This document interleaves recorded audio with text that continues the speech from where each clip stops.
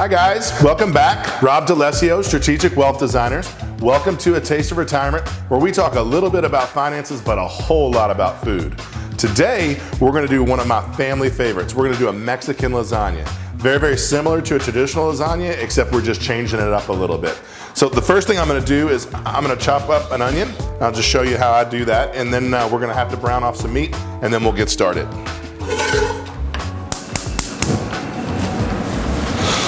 So basically, I like to use a yellow Spanish onion. They're a little bit sweeter in flavor than the white onions, and I like to get the one with the skin on. I just feel like it's a little more fresh, and you get to use it. But you take both ends off,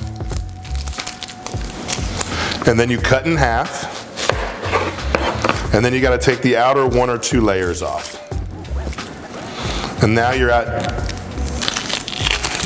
the meat of the onion. So what I do when I'm dicing an onion, instead of just trying to chop irregularly, I put some slices in. I go about 3/4 of the way in and go around the circumference of the onion.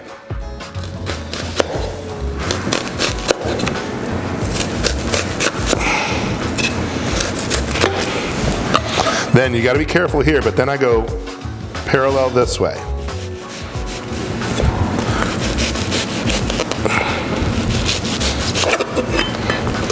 And then you're ready to dice.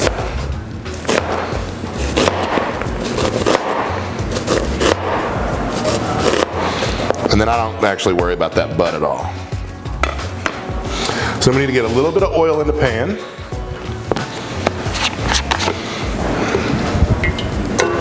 And we're going to start to brown these onions, and then we're going to brown the ground beef.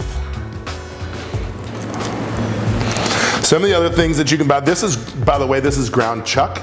Ground chuck comes from the shoulder of the animal. It just tends to have the best flavor, and I like to use an 80-20. Sometimes you can use like a Laura's lean or something like that that's 93.7.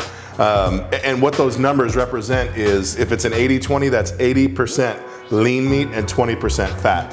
And I know that may sound like a lot, but fat equals flavor, and so that's what's gonna provide the most flavor for your dish. And then you can make your own, or you can buy some in the pouches at the grocery store in the Latin aisle. But this is just a taco sauce, and we're gonna brown the meat with the taco sauce. And then just some of the other basic things that you're gonna need is a red enchilada sauce, and then you can just buy a jar of taco seasoning. And of course we have tortillas and shredded cheddar and different things like that. So the pan's heated up. We're gonna throw that in, get that all going nice.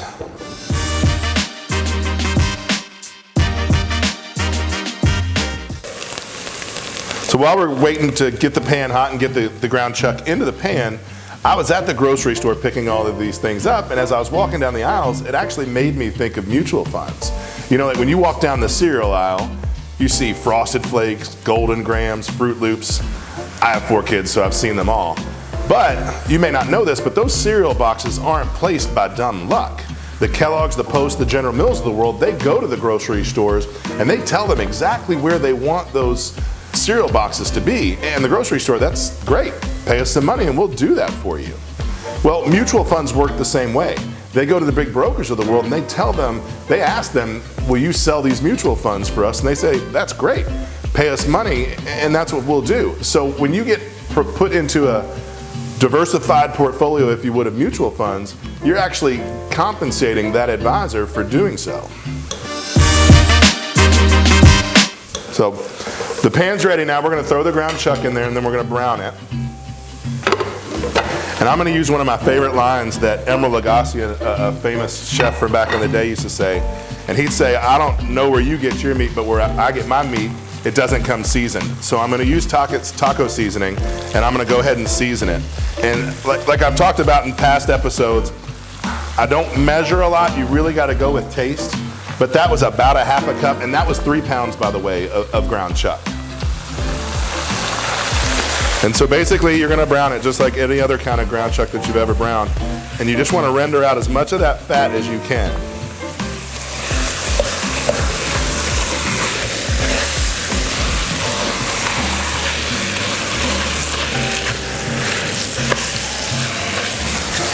This is actually something that you can do. You can prep this ahead.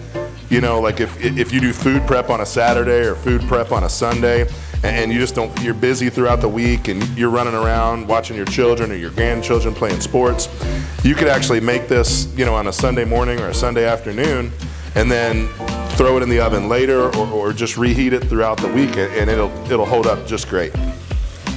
With us having 4 children and they're running in 100 different directions, you know, this is something I pull together often just to allow for our life to go much more smoothly. Well, while that's browning, I'm going to go ahead and talk about, so I just used basically, it's a half pan. You can get these at the grocery store. I think they call them lasagna pans, but it works out to be about a half a sheet pan. And I went ahead and sprayed it. You can spray it, or you can use whatever you want to, just to kind of grease up the inside. And then I'm going to take a little bit of that red enchilada sauce, and I'm going to pour that on the bottom and kind of coat that around.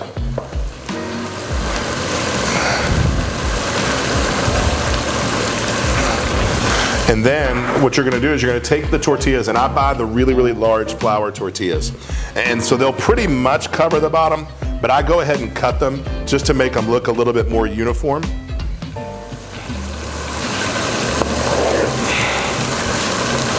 You know, I've heard some people use actual pasta for this, but I like to keep it as close to like a Mexican dish as possible. And so it's about 2 tortillas per layer. And you just kind of do the opposite of the cut that you just did.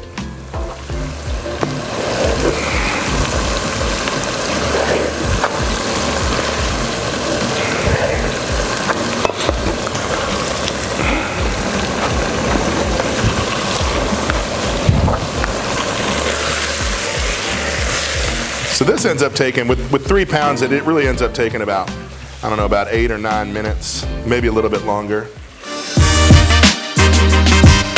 Okay, so the meat's finished browning, and so at this point, basically what we're going to do is we're going to drain some of the excess fat off of it, and then it's going to come back in the pan, and then we're going to finish it with the taco sauce that I talked about earlier, and then we're going to assemble the lasagna. So you want to drain it off so you can get as much of that excess fat off, and that's why I like to use the 80-20, because if you're using a 93-7 or a 90-10, any one of those ones, well then you're getting rid of all the good stuff.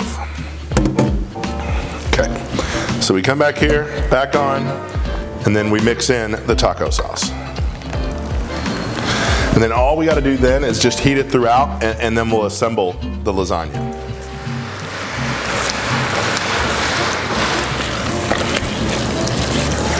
I'm not sure what my family would think back up north, because obviously traditional lasagna is really big in an Italian family.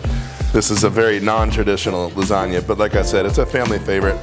And I mean, who doesn't like Mexican food? Okay, so that's done. And now what we're gonna do is just very simply assemble lasagna. We've got the greased pan, we've got the enchilada sauce, we've got the 1 layer of tortillas, and then again, it's just keep repeating. And you try to be generous, because we're only going to do 2 layers of meat. So you want to make sure that you get good coverage.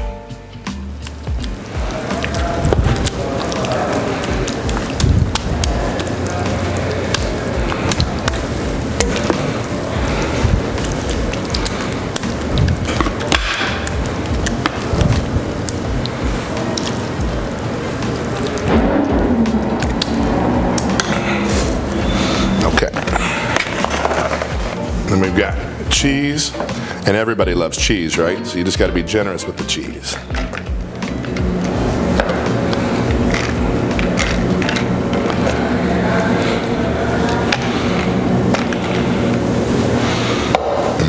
Grab the tortillas. And this isn't exact, but just somewhere along the lines to kind of line up with what the pan does. Throw that on there. And again, on the other side, just do the opposite of the cut.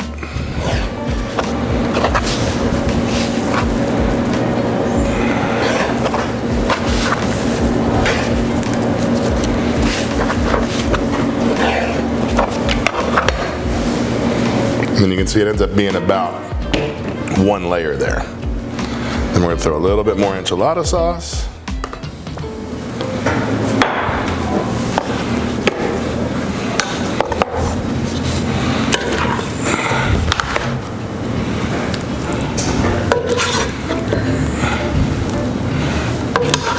Meat. And repeat again.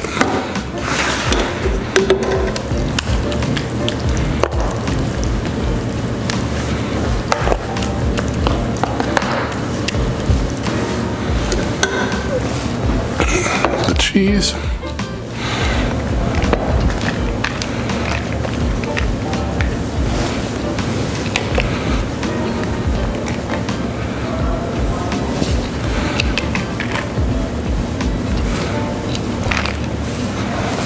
And then the tortillas. So you can see it gets a little repetitive, but it's so worth it.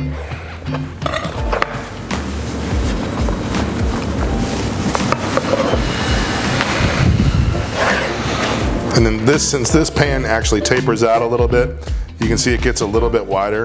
I'm gonna put another little layer just to kind of fill it in around the edges. And you can actually use your scraps for that.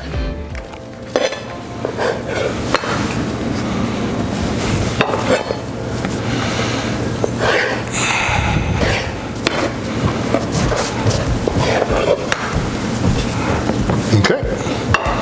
Then we'll go a pretty good dousing of enchilada sauce on the top. Just kind of mix that around.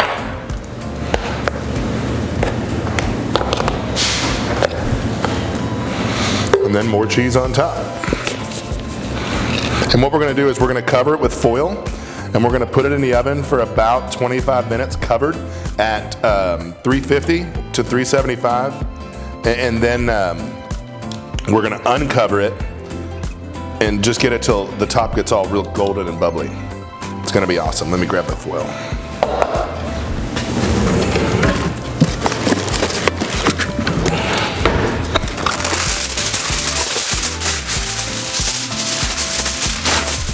The one thing you want to make sure is that you don't let the foil touch the cheese.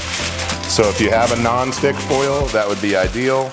Or like I said, make sure you put it in a deep enough pan so that it won't touch the cheese while it's cooking. Otherwise, you're gonna have a mess on your hands.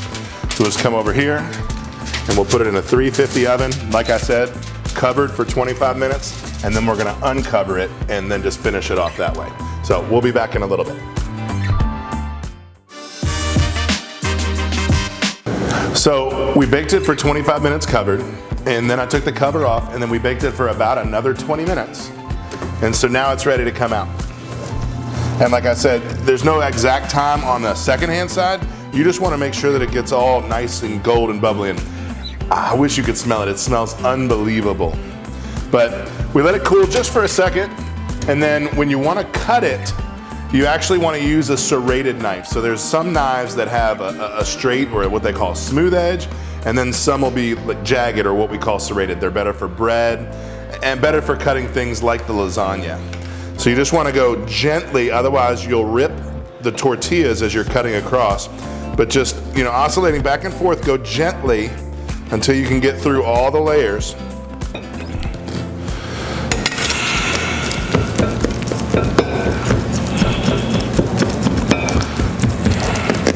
And honestly, the longer you let it cool, the easier the knife will go through.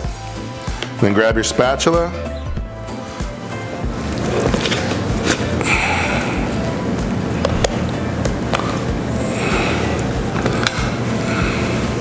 And then there's the lasagna.